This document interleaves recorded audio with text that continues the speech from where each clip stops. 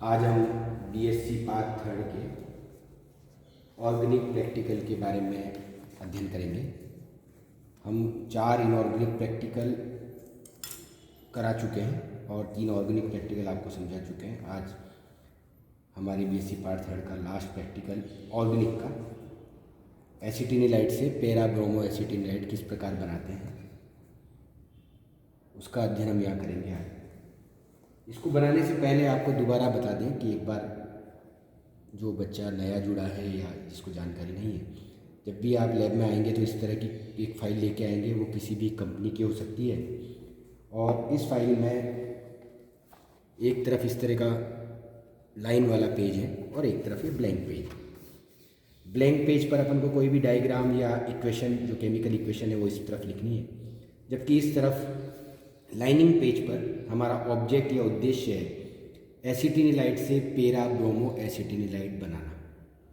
उसके लिए क्या क्या रिएजेंट या अभिकर्मक चाहिए, उनकी क्वांटिटी, उनका नाम हम यहाँ लिखेंगे। उसके बाद उसको बनाने की विधि आएगी और उसके बाद वो कितनी ग्राम मात्रा में हमें प्राप्त हुआ वो लिखेंगे। और अगर कोई सावधानियाँ इस प्रयोग के लिए हैं तो वो इसमें लिखी जाएगी। इसको बनाने के लिए सबसे पहले हमें एक वाच ग्लास चाहिए जिसमें हम इस केमिकल को तोलेंगे और एक बैलेंस हमारे पास लेबोरेटरी में है। सबसे पहले वाच ग्लास पर हम लेंगे 4 ग्राम एसिटिनिलाइट। एसिटिनिलाइट सॉलिड फॉर्म में है, लैब में आपको मिलेगा।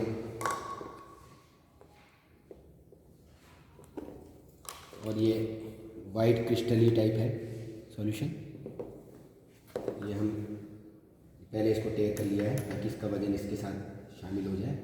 और हम ये 4 ग्राम मात्रा एसिटिनिलाइट की इसमें ले रहे हैं।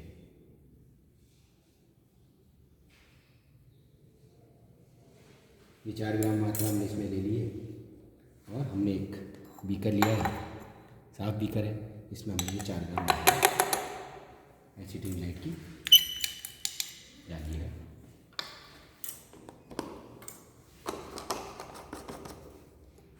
अब हम इसमें मिलाएंगे glacial acetic acid. Glacial acetic acid room temperature पे सॉलिड फॉर्म में आ जाता है, इसलिए इसका ध्यान रखना है, इसलिए इसका नाम ग्लेशियल एसिटिक एसिड है।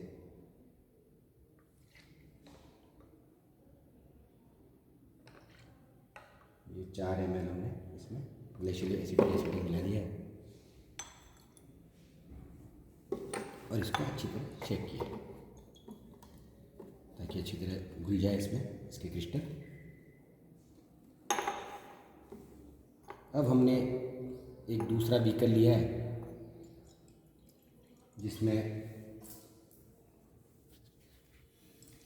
बार इसको पानी से मिक्स कर लिया, जिसमें हमने ब्रोमीन लिया है, लिक्विड ब्रोमीन। इसको हम ब्यूरेट की सहायता से भी डाल सकते हैं और ऐसे 5 ml सावधानी से यूज़ करना है इसको।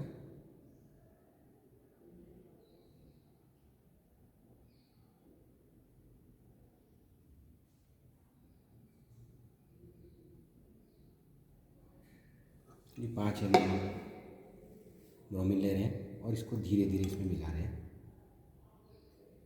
और इसको हिलाते जा रहे हैं, मिला रहे हैं और इसको हिलाते जा रहे हैं ताकि ये इसकी रिएक्शन इसमें हो सके। हम एसिटिनिलाइट का ब्रोमीनीकरण कर रहे हैं धीरे धीरे धीरे धीरे, और जब ये पूरा डल जाए तो ब्रोमीन को अच्छी तरह सावधानी से यूज़ करना।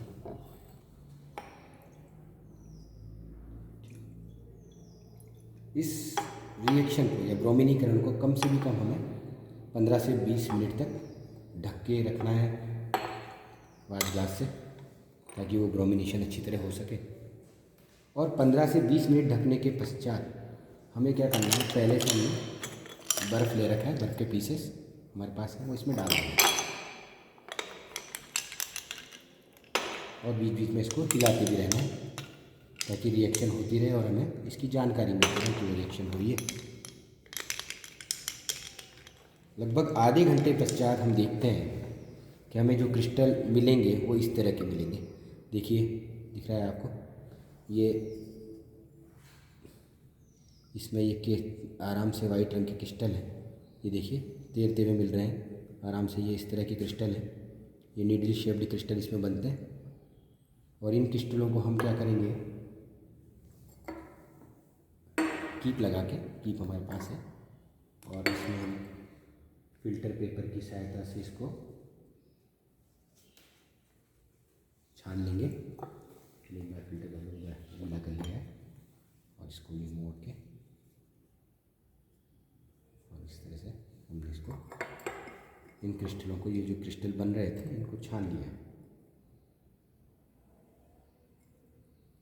इस अभिक्रिया में ऑर्थो और पैरा दो तरह के कंपाउंड, ऑर्थो और पैरा दो तरह के क्रिस्टल प्राप्त होते हैं। पैरा की मात्रा अधिक होती है। इस प्रकार हम हमारे इन क्रिस्टलों को छान के सुखा के पृथक कर लेंगे और हमारी जो फाइल है उसमें उसकी लब्धि तोल करके इसको सुखा के तोल लेंगे और देखेंगे कितनी ग्राम मात्रा में बने, उनको तोल करके सुखा के और हमारी फाइल में नोट कर लेंगे। इस प्रकार ये एसिटिन लाइट से पैरा ब्रोमो एसिटिन लाइट के क्रिस्टल हमें प्राप्त हुए हैं।